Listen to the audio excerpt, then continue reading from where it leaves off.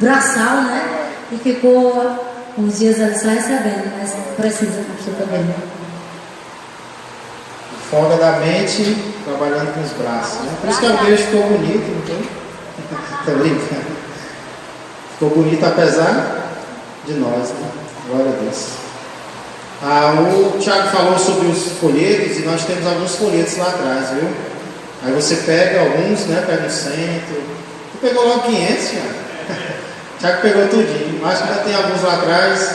Você pega alguns, você distribui, e aí quando você distribui, você pega mais. E esse costume ele vai se tornando algo nosso, né? Algo tão importante. A gente dá um folheto para alguém, se sente tão bem. No cemitério a gente faz isso, e a gente volta renovado para casa, né? Então é um hábito muito bom, muito bem sugerido pelo nosso irmão. Muito bem, eu quero convidar você a abrir a palavra de Deus em Hebreus capítulo 11. Vamos dar continuidade à nossa série de meditações nesse capítulo tão importante da Bíblia, tão conhecido.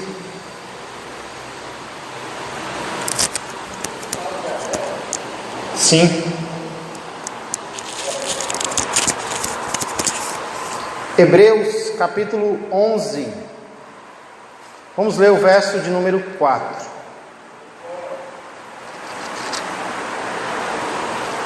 Hebreus fica antes de Apocalipse. Não, estou brincando. Fica antes de Tiago.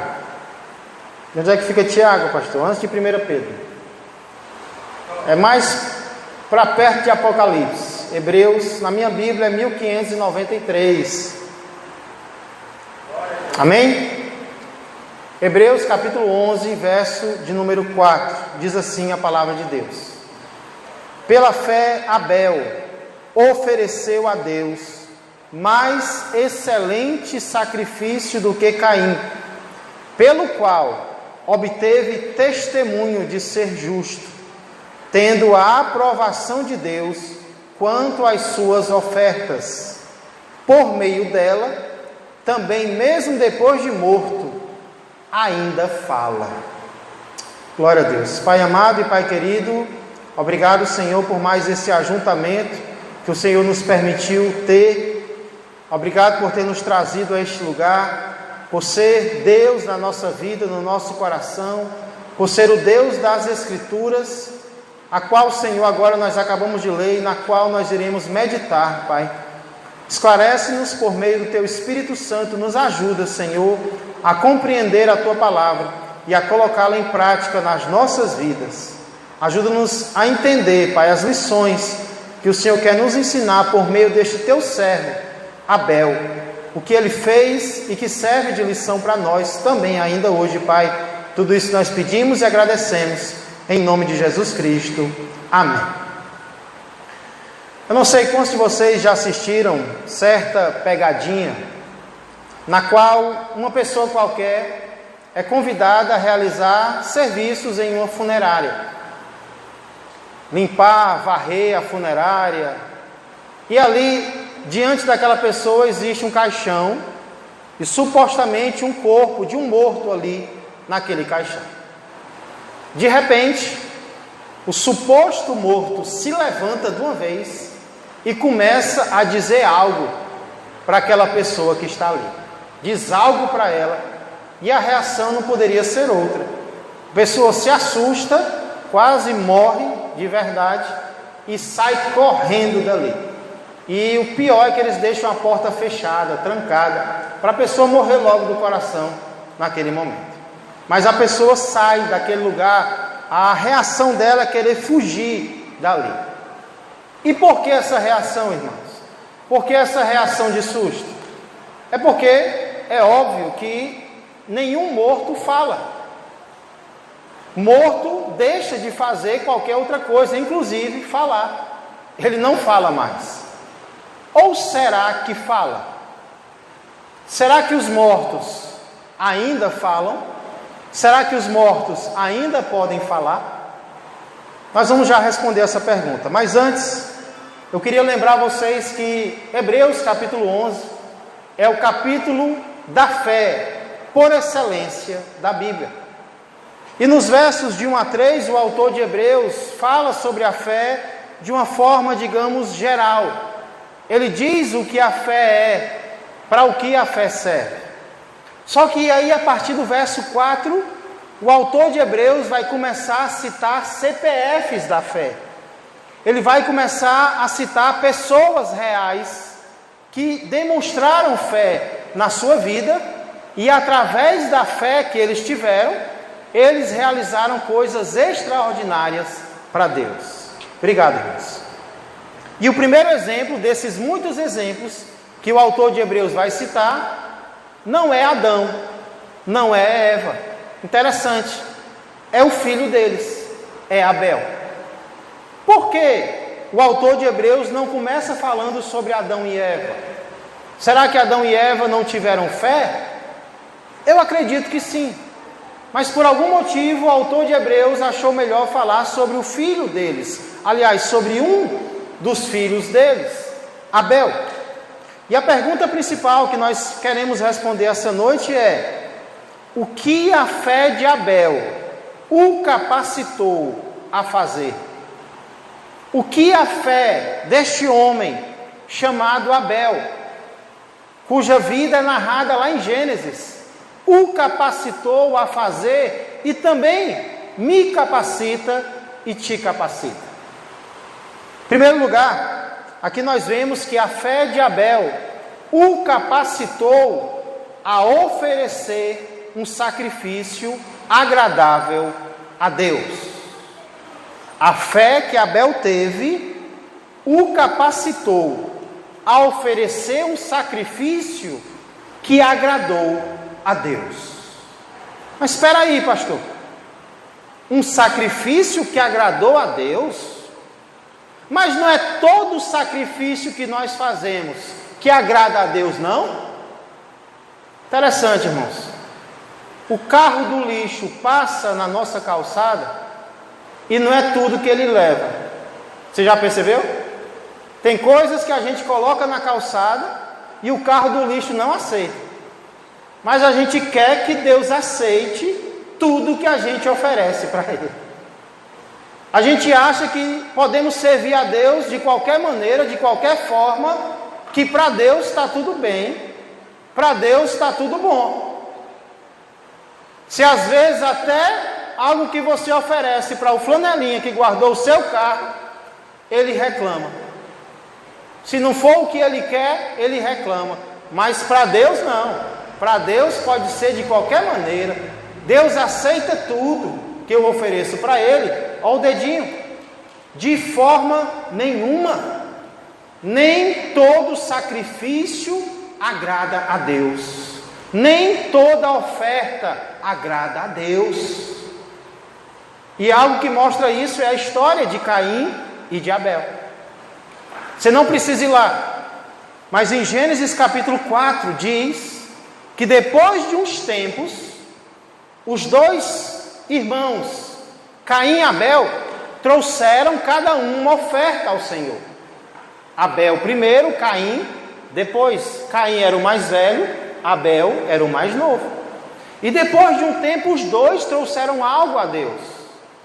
E aí Gênesis vai dizer que Deus aceitou Abel e sua oferta, ao passo que Caim e sua oferta, Deus não aceitou. Olha como Deus não aceita tudo que nós fazemos para Ele. Olha como Deus não aceita tudo que nós oferecemos para Ele. Pastor, por quê? De um Ele aceitou e do outro não. Lá em Gênesis não explica, igreja. Lá em Gênesis não diz por que Deus aceitou de um e não aceitou do outro. Mas aqui em Hebreus diz. Olha como a Bíblia se completa. Por que foi que o sacrifício de Abel foi aceito por Deus? O que foi que gerou o sacrifício de Abel e fez? Qual foi a causa do sacrifício de Abel ter sido aceito por Deus? No início do versículo diz assim: pela fé Abel ofereceu a Deus mais excelente sacrifício do que Caim. O que foi, igreja? Que levou o sacrifício de Abel a ser melhor do que o do seu irmão Caim e ser aceito por Deus? O que foi? A fé. A fé foi a causa do sacrifício de Abel. Foi pela fé que Abel foi capacitado a oferecer um sacrifício que agradou a Deus. E sabe o que é que eu aprendo aqui? Eu aprendo aqui que nem todo aquele que sacrifica tem fé, mas todo aquele que tem fé sacrifica. Nem todo aquele que sacrifica, que oferece algo a Deus, está fazendo isso pela fé. Caim é um exemplo. Em nenhum momento a Bíblia diz que Caim ofereceu algo a Deus pela fé, porque ele teve fé em Deus. Não! Infelizmente tem muita gente fazendo algo para Deus, mas fazendo pelo motivo errado. Tem muita gente fazendo algo para Deus só por obrigação, porque é o jeito, porque é o meu ministério, porque se eu não fizer vão reclamar, porque alguém está vendo, por causa disso e por causa daquilo. Isso não agrada a Deus. Nem todos aqueles que fazem algo para Deus fazem pela fé. Mas entenda uma coisa: todos aqueles que têm fé vão acabar fazendo algo para Deus. Quem tem fé no coração não se aguenta, tem vontade, tem desejo de servir ao Senhor. E foi exatamente isso que Abel fez. Tanto é que foi ele que começou. Ele era o mais novo, mas ele ofereceu a Deus primeiro. Por quê? Porque no coração dele havia confiança em Deus. E aí Caim veio depois. Talvez ele viu o irmão fazendo, aí disse: ei, vou ficar para trás não, vou fazer também. Aí Deus aceitou o do primeiro, que foi pela fé, e não aceitou o do segundo. Quem tem fé renuncia. Quem tem fé sacrifica. Quem tem fé serve a Deus de verdade. E olha que não serve de qualquer jeito não. A fé de Abel o levou a oferecer um sacrifício, o que? A Bíblia diz. O que diz o texto? O sacrifício de Abel foi o que? Mais excelente do que o de Caim. É porque para Deus não é de qualquer jeito não, igreja. Para Deus tem que ser o melhor. Para Deus tem que ser o mais excelente. Mais excelente aqui significa melhor. E a questão aqui não é só a quantidade não, é a qualidade. É a qualidade do que nós oferecemos para o Senhor. Pela fé então Abel ofereceu algo melhor para Deus. E aí eu pergunta que não quer calar. Abel ofereceu algo a Deus e pronto? Será que é só nisso que a vida cristã se resume? Em um crente fazer algo para Deus, fazer algo para Deus? Ou será que por causa do que Abel ofereceu a Deus, ele também recebeu algo de Deus? Quando nós fazemos algo para Deus, nós recebemos ou não recebemos uma recompensa, igreja? Deus faz ou não faz algo por nós? Sempre que nós servimos a Deus, sempre que nós confiamos em Deus, sempre que nós agimos na direção de Deus, Deus retribui aquilo que nós fazemos. E Ele retribui com muito mais generosidade do que aquilo que nós fizemos.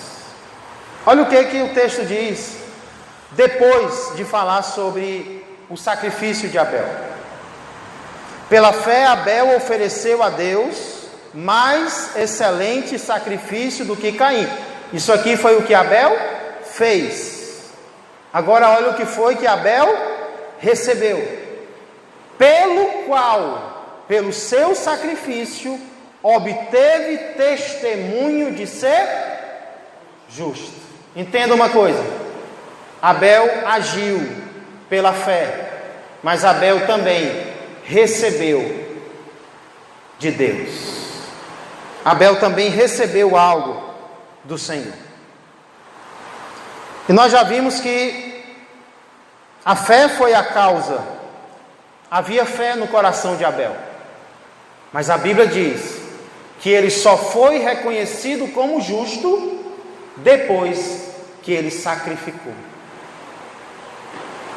Isso nos lembra, irmãos, uma advertência que Tiago faz acerca da fé e das obras. Quando ele diz que é inútil dizermos que temos fé se nós também não demonstrarmos obras. É inútil dizer, eu tenho fé, abrir a boca para dizer, eu sou cheio de fé, se a nossa vida não mostra, se as nossas obras não mostram. E ele vai dizer também, Tiago, no mesmo capítulo, que foi pelas obras que Abraão foi justificado por Deus. Foi quando ele decidiu matar o seu próprio filho, que o céu bradou e disse, não precisa, Abraão, eu reconheço que você é justo, eu reconheço que você confia em mim. Trazendo isso para as nossas vidas, de que adianta nós dizermos que temos fé, se nós não estamos renunciando a nada? Se nós não estivermos fazendo renúncias na nossa vida, se nós não estivermos praticando obras que demonstram a nossa fé. Então foi depois que Abel, pela fé, ofereceu sacrifício a Deus, que aí ele foi reconhecido como uma pessoa justa, como uma pessoa correta, como uma pessoa temente a Deus. Irmãos, às vezes a gente se preocupa tanto de falar da nossa justiça, de nos defender, de que as pessoas reconheçam que nós somos, e nós falamos, e nós falamos, e nós falamos. Muda a tática. Deixa que as tuas obras falem por você. Para de falar e deixa que os teus atos falem, porque eles falam. Eles vão falar, os nossos atos vão nos defender. Foi o sacrifício de Abel. Abel não tem nenhuma palavra na Bíblia. A Bíblia não registra uma palavra só de Abel, mas um ato dele fez com que ele fosse reconhecido como uma pessoa justa. Então, às vezes nós falamos muito, nós nos defendemos muito. Precisamos confiar mais naquilo que nós estamos fazendo para Deus. Deixa os teus atos falarem por você. Estão me criticando, estão fazendo isso. Continua na presença de Deus, continua servindo ao Senhor, continua sacrificando ao Senhor, e os teus atos, as tuas obras vão testificar que você é justo, vão testificar que você é justa.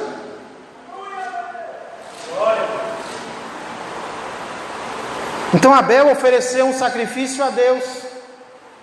Sacrifício esse que foi considerado melhor do que o do seu irmão, e fez com que ele fosse reconhecido como justo.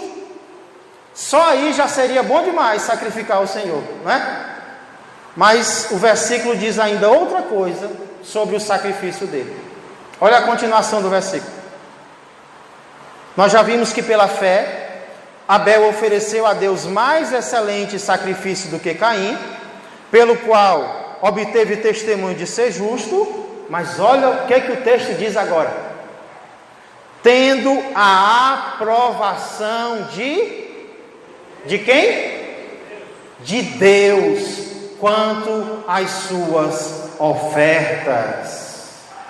Meus irmãos e minhas irmãs, o que pode ser mais importante do que Deus olhar para algo que nós fazemos e dizer: eu aprovo. O problema é que nós passamos boa parte da vida querendo agradar as pessoas.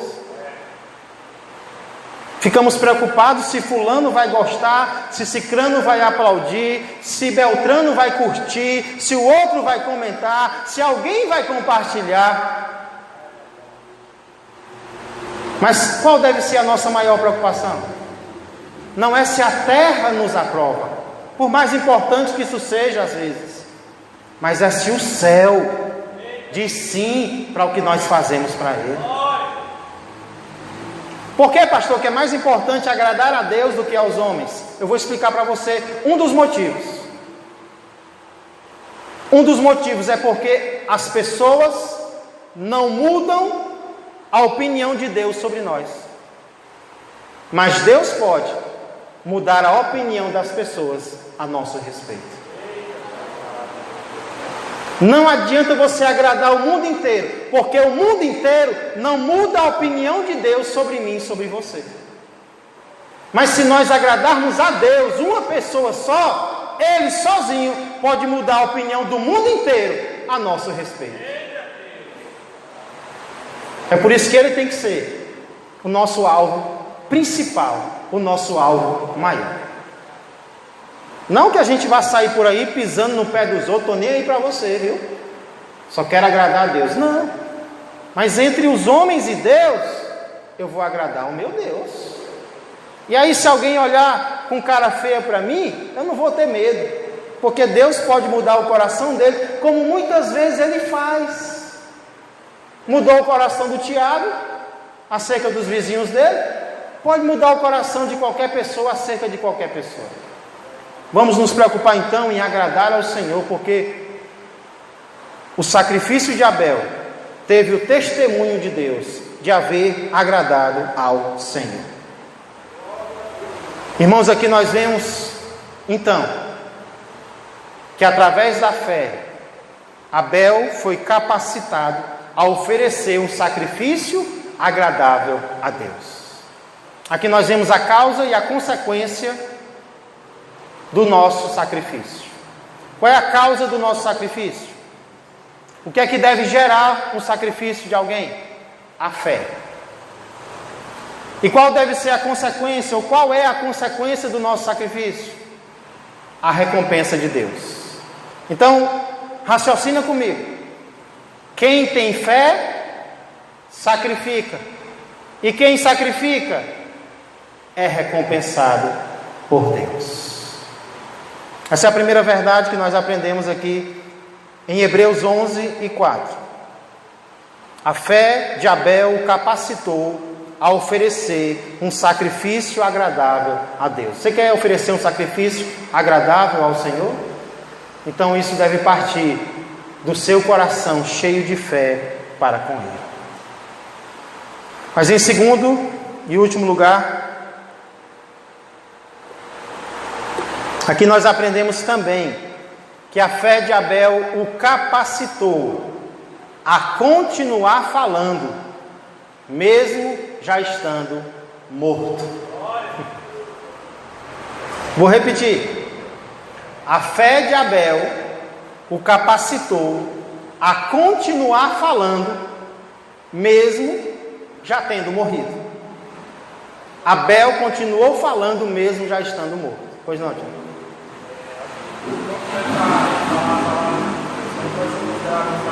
Com certeza. Tudo aquilo que nós fazemos para Deus, o irmão está perguntando se entregar folheto pode ser considerado um sacrifício? Claro, irmãos.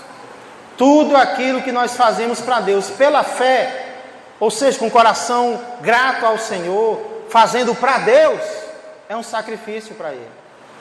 A questão aqui não é a quantidade, mas é a qualidade do meu coração ao oferecer algo a Deus. Deus vai ver aquilo, Deus vai recompensar aquilo, aquilo vai testificar a meu respeito. Então, se você quer, às vezes nós nos preocupamos com a nossa reputação diante das pessoas. Não tem melhor maneira de mudar a nossa reputação do que servindo a Deus. Porque Deus vai lá no coração da pessoa, sem você nem saber, e ele testifica no coração dela a teu respeito. Agora não faz nada, aí não tem jeito não. Você pode contratar uma pessoa formada para mudar a sua opinião acerca no coração das pessoas, e isso não vai acontecer. Então, irmãos, a fé de Abel o capacitou a falar mesmo depois de morto. Não precisa ir lá, mas Caim matou Abel. A inveja, o ciúme de Caim, porque a oferta do irmão foi aceita e a dele não, o levou a assassinar o seu próprio irmão. E aí Deus, porque o homem pode se esconder do homem, mas de Deus não, chega para Caim e pergunta: Caim, onde está Abel? Aí tem crente que lê a Bíblia e diz: olha, Deus não sabe de tudo.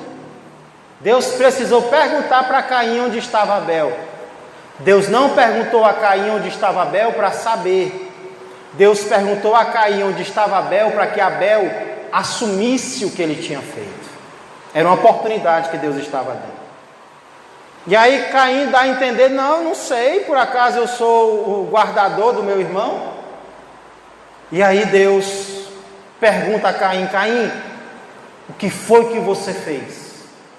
O sangue do teu irmão está clamando da terra aos meus ouvidos. Irmãos, olha que interessante. Nesse momento, Abel já estava morto. Porém, mesmo depois de morto, o sangue de Abel continuava falando. E olha para quem o sangue de Abel estava falando: para o próprio Deus, para o próprio Senhor. Isso mostra que mesmo depois de mortos, aquilo que nós somos e aquilo que nós fazemos vai continuar falando, vai continuar ensinando, primeiro e principalmente para Deus. Primeiro e principalmente para Deus, mas não apenas para Deus. Aquilo que nós fizemos, aquilo que nós somos, aquilo que nós fomos durante a vida, não se engane não, nós vamos morrer. Se Jesus não voltar logo, todos nós vamos morrer. Mas o que nós fizemos, o que nós fomos, vai continuar pregando para as pessoas, ou de mal ou de bem. Vai continuar falando com as pessoas. É nesse sentido que Abel ainda fala. Porque olha aí, ele já morreu há quanto tempo? E a vida dele ainda está nos ensinando, ainda está falando conosco. Um morto ainda está pregando para mim e para você. E se Jesus não voltar logo, como eu disse, nós também iremos morrer. Porém, a pergunta é: o que nós falaremos, mesmo depois de mortos? O que nós vamos falar para as pessoas, mesmo depois de mortos? Um certo teólogo escocês chamado James Moffat, ele escreveu algo interessante. Ele disse assim: a morte nunca é a última palavra na vida de um homem justo. Quando um homem deixa este mundo, seja ele justo ou injusto, ele deixa algo no mundo. Ele pode deixar algo que vai crescer e se espalhar como um câncer ou um veneno, ou seja, algo ruim, ou pode deixar algo como a fragrância de um perfume ou uma flor de beleza que permeia a atmosfera com bênçãos. O que ele disse foi: a última palavra que alguém deixa no mundo não é aquela que ele deixa ainda em vida. Mesmo depois de morto, ele vai deixar ou como um câncer, ou como um veneno que vai se espalhar e influenciar pessoas para o mal, ou ele vai deixar um perfume, uma fragrância que vai se espalhar com bênçãos para outras pessoas. E eu confesso para vocês, irmãos, eu não sei se sou só eu, mas de tantos corpos que nós já recebemos aqui na igreja de irmãos amados, às vezes eu fico me perguntando, e quando for eu? Porque um dia é natural que seja. Será que eu vou deixar algo de bom para as pessoas? Será que a minha vida vai ser uma pregação para alguém? Será que a minha vida vai deixar alguma lição para alguma pessoa? Uma pregação para alguém? Estamos em meio à Copa do Mundo e você já percebeu como as pessoas vibram, os jogadores, quando fazem gol? Sabe por quê?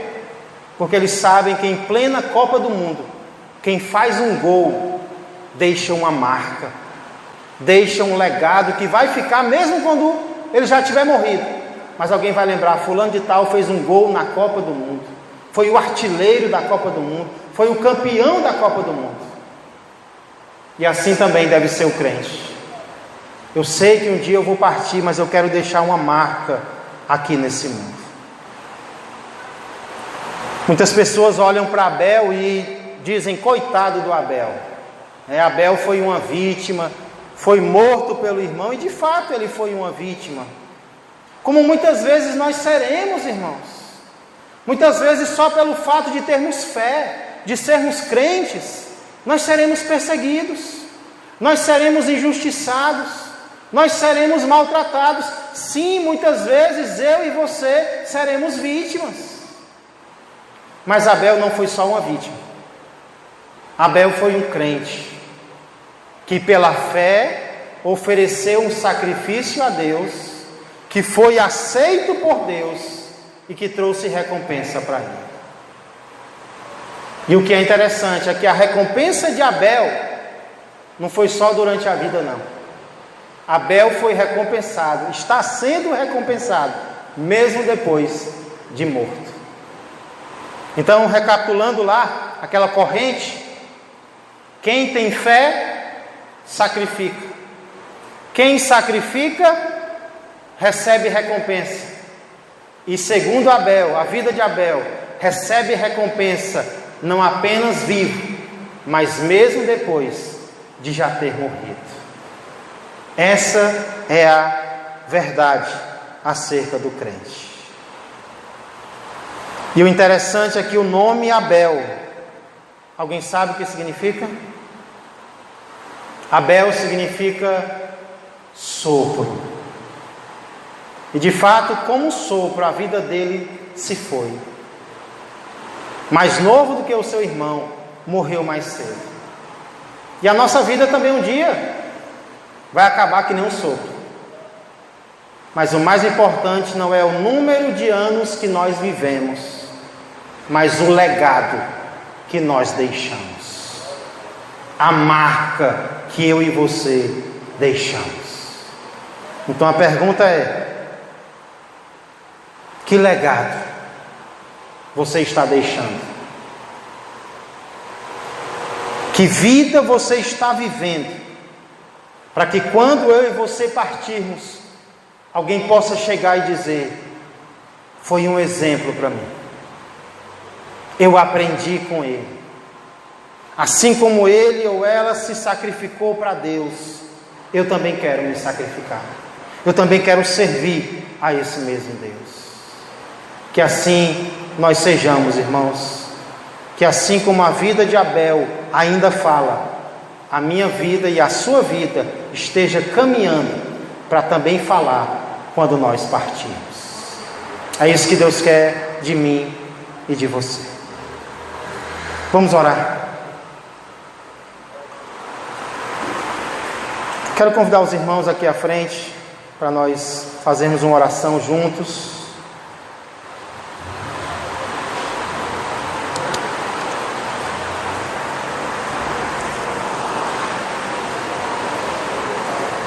Eu ia dividir para nós orarmos em grupos, homens e mulheres, mas na próxima terça a gente começa a fazer isso, tá bom? Começar a orarmos mais, nossos cultos de oração. Vamos orar ao Senhor.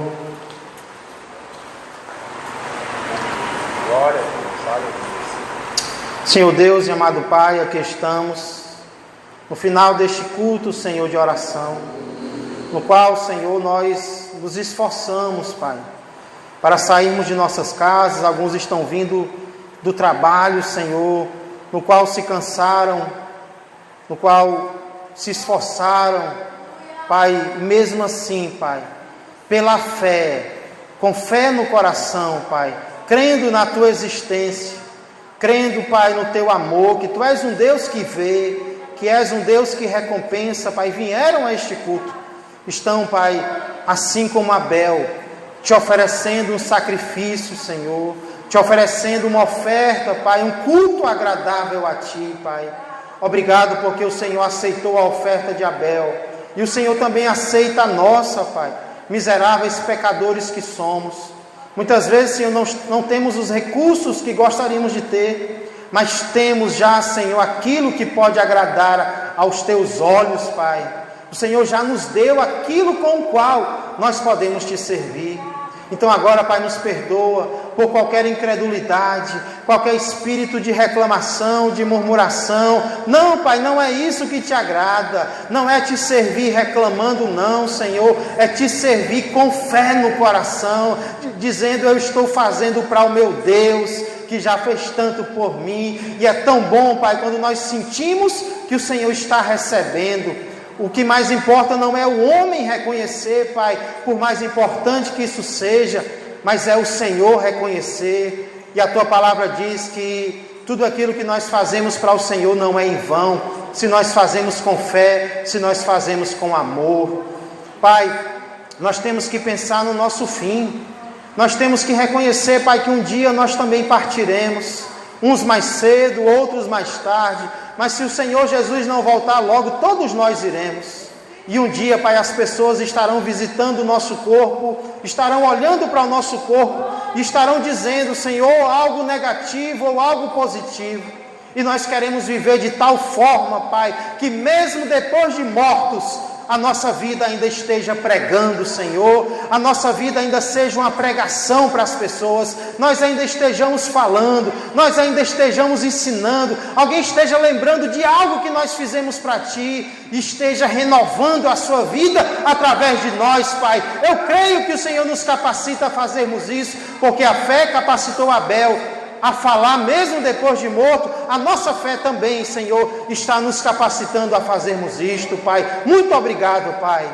Agora contempla o Teu povo, Senhor, aqui presente. Também aqueles que não puderam vir, Senhor, mas estão nos acompanhando pela fé, Senhor, pelas redes sociais. Estamos nos unindo agora em oração, Pai, para dizer para o Senhor que nós confiamos em Ti, para dizer para o Senhor, Pai, que os nossos problemas agora não são mais nossos, agora eles são Teus, eles pertencem a Ti, porque nós os entregamos a Ti, Pai.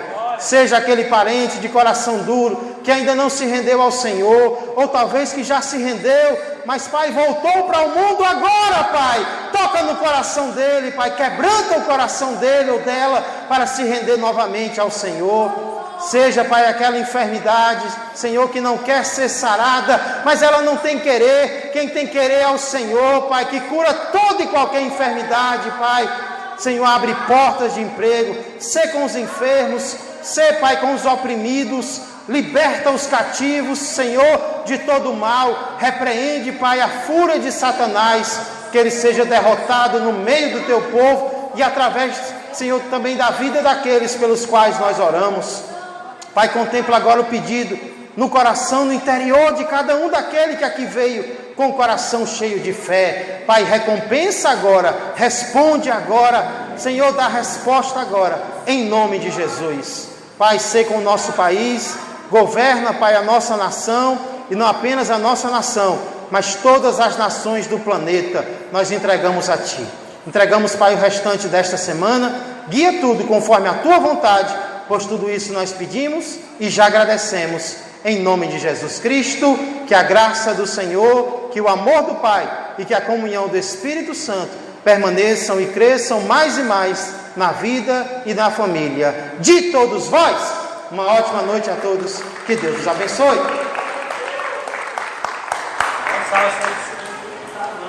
Glória a Deus. Cumprimente seu irmão, dê a paz do Senhor para todos. Caiu.